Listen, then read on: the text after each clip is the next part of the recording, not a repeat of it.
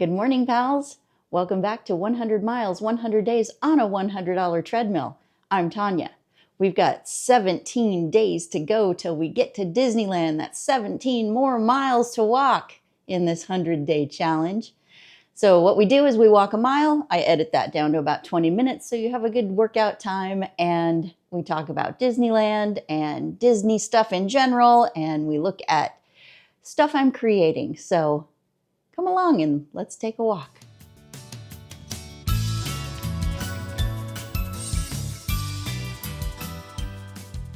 All right, you ready to get this going, pals? Here's the countdown. Come on, everybody. Here we go. And let's ramp it up.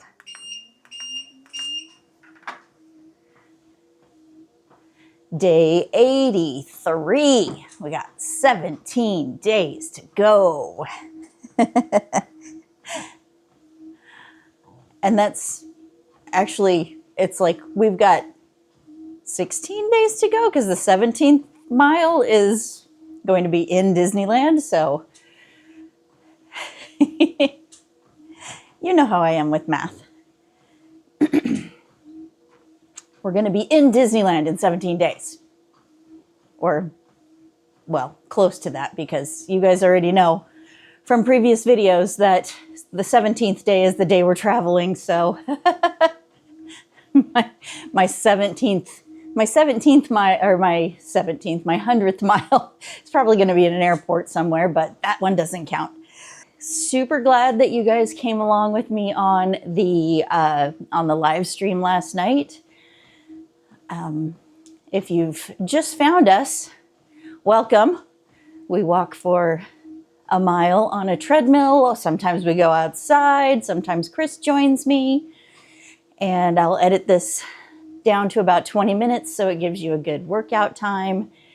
And the whole goal here is still to do 100 miles in 100 days on a $100 treadmill.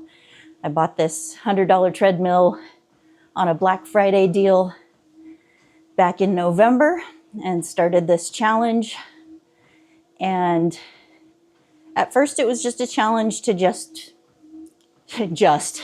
do 100 miles, do a mile every day, no matter how fast or slow that was, and just see what would happen in 100 days if I just walked a mile every day and had the accountability of producing a video every day and talking to my friends about what I'm doing.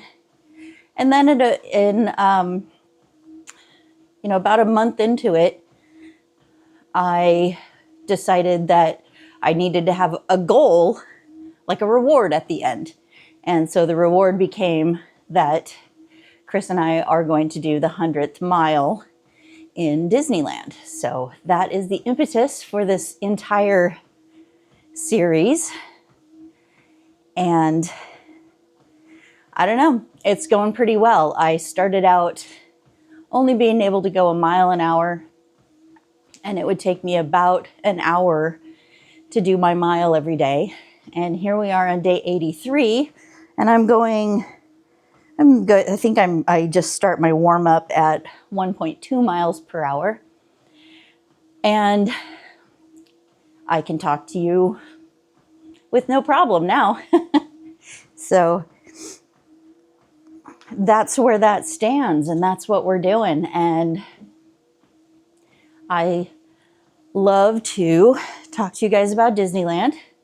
It's the motivation that gets me up and keeps me talking every morning. So that's why this is a very niche and nerdy kind of thing to do. But I figure if you are planning on going to Disneyland, that you can start this series at any time, at any point in the series that you want to.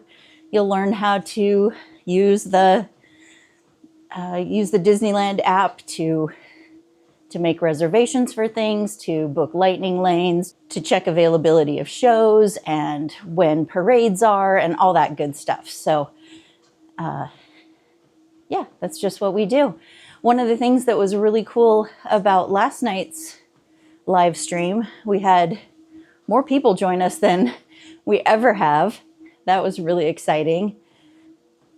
I don't tend to look at the numbers while I'm recording because it freaks me out.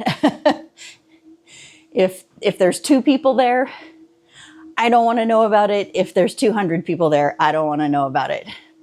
So welcome to anyone who's new to this. If you're enjoying it, give it a like and subscribe. And so one of the things that got asked last night was about the announcement about the park hopping time going away at Disneyland, between Disneyland and California Adventure. And one of the things that makes me happy about doing this series is that you guys trust me enough to ask me those kind of questions live. Like, what do you think about this thing? But I think you guys trust me enough to know that that if I don't know what the answer is, I'll find it out. And if I do know what the answer is, I'll give you what information I have. So thank you for your trust on that. And so what has been announced recently is that the park hopping option for Disneyland, between Disneyland and California Adventure, is going to be going away sometime in 2026. It's how it is right now. You buy your ticket, then you make your reservation for which park you want to go to. If you have a 1 park per day, this does not apply to you. If you have a park hopper, this is where it applies to you. So when you have a 1 park per day, you just choose which park you're going to that day. You cannot switch between parks. If you have a park hopper, you choose which park you're starting in. And then at 11 a.m., you can then hop over to the other park, whichever park you didn't choose to start in. And you only have 2 choices, so that's what's going to happen. And then from 11 a.m., you can go back and forth. So what is proposed to happen is more of how Disney World works, where with Disney World, you scan into the park that you're going to start in, and at any time after you scan into your first park, if you have a park hopper, you can start hopping to the other parks that your ticket is valid for. So that's what's going to be happening with Disneyland sometime in 2026. They have not given us a definitive time for that to happen. And I think that it's probably just because this is the kind of stuff that Disney does. They throw something out there, they see if it sticks, and then they go ahead and implement it once they get kind of some general public feedback. And I think this is going to get a really positive reaction because it's for those of us who use park hoppers, and especially people coming from Walt Disney World who, if they park hop in Disney World, park hopping in Disneyland it's so tiny comparatively that they're like, why wouldn't I be able to just go next door? You know, those 2 parks are the same size as one park over in Disney World. So why wouldn't I be able to hop back and forth? But for those of us, who know the parks, and I know both of them well enough now that I can plan my lightning lanes and do plan my lightning lanes across parks. another reason I'm walking a mile a day for the last 83 days, so that I'm strong enough to do that stuff. So I think that is a positive change.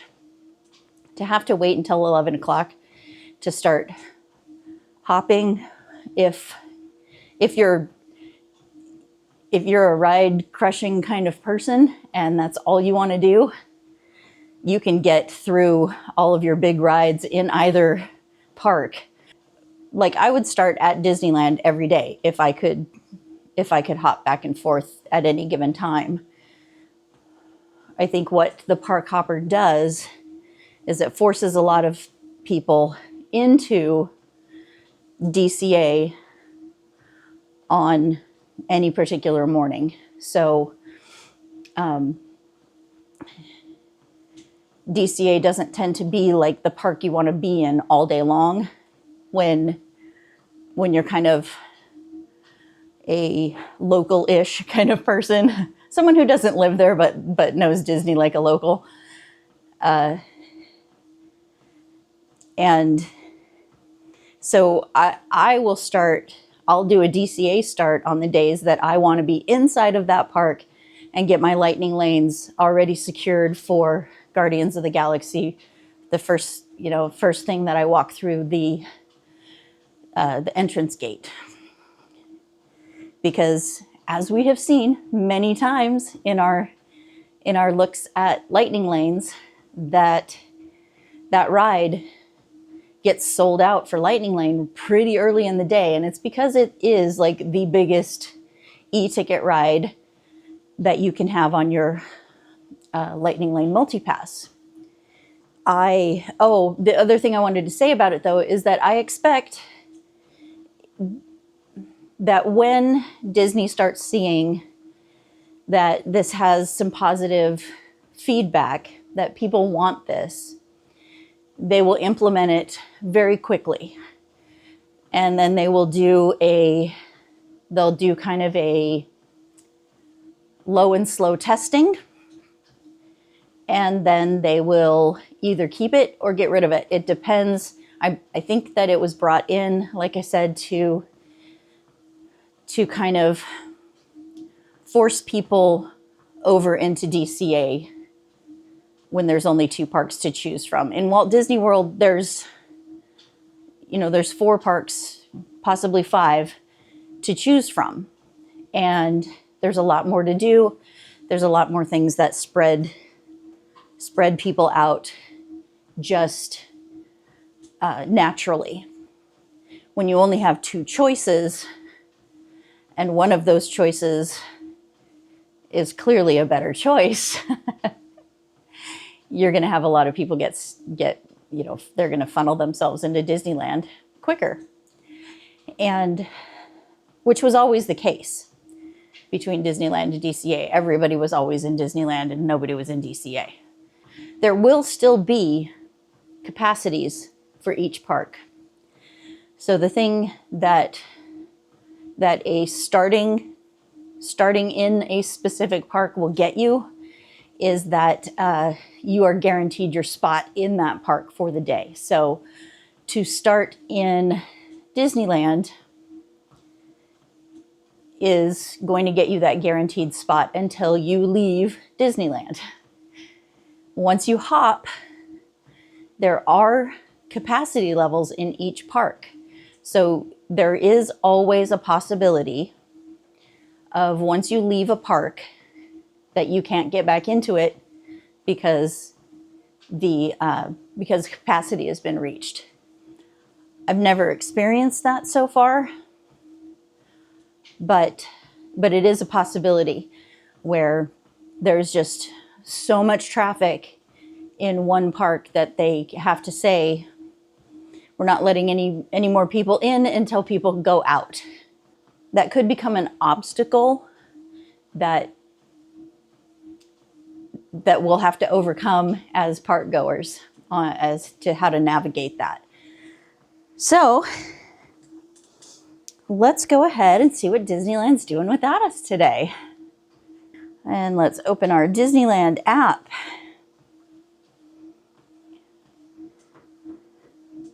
I feel like I need to up my speed a little bit. And let's click on that plus button at the bottom of the page. Brings up our list here. Let's click the very bottom of that list where it says book lightning lane entry. We're going to click at the top where it says my day and tip board. We're going to highlight tip board.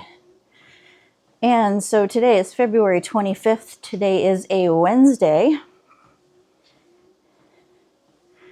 And let's just take a quick look at how everything looks.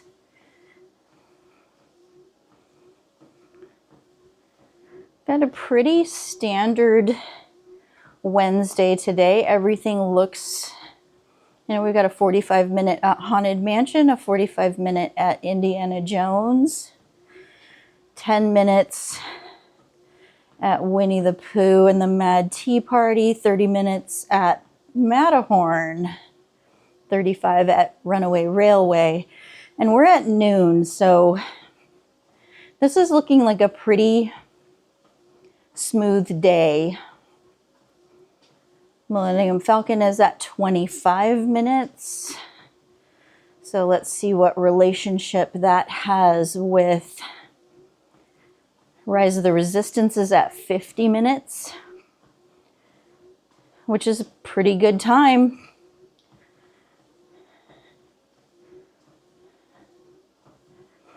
Tiana's is at 45. It's pretty warm down in Anaheim today as well. I was looking at at the temperatures down there a little bit earlier, and looked like it has gone from being so rainy that you can barely go to so warm you can barely go. Up in the upper 70s, low 80s. So good time to be on Tiana's today, I bet.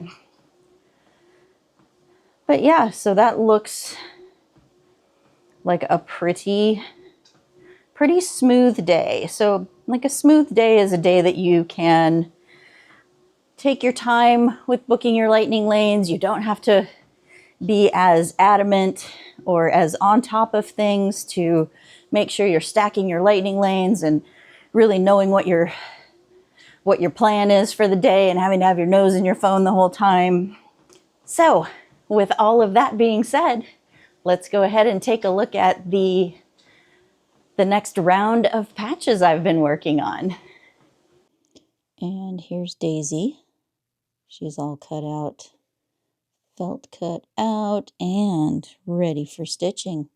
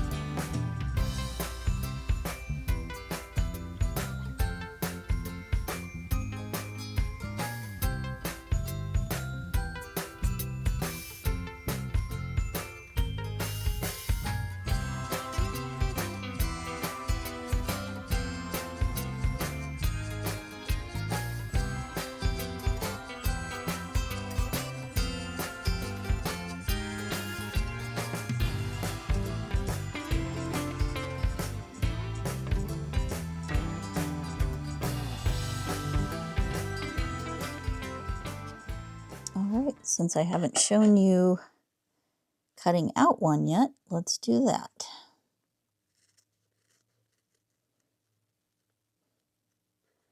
Or maybe I have, but I just haven't done it in a while, so.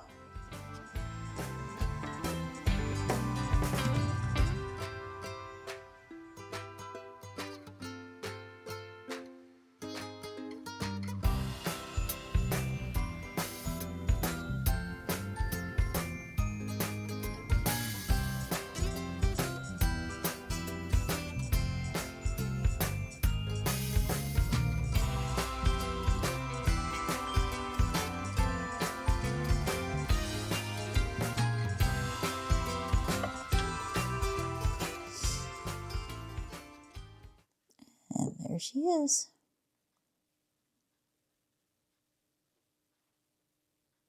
Do, do, do, do, do, do, do. And there it is, 1 mile. Congratulations, pals. Woohoo! All right, pals, great job on getting to another mile in our 100 miles, 100 days on a $100 treadmill quest. I'm Tanya. That's my Moai. Those are my ears for today. Mickey is so excited. And we'll see you back here tomorrow. Bye, pals. I haven't talked yet today, so my voice is froggy. Anyway, I think I have rambled around around that question. Forgot where I was going with that, so it must have been a lie. Crookshanks, right here. Sit. Good boy. Up. Up. Good boy. Who's that smart man? Who's that smart man? Is it you? Is it you? Yeah.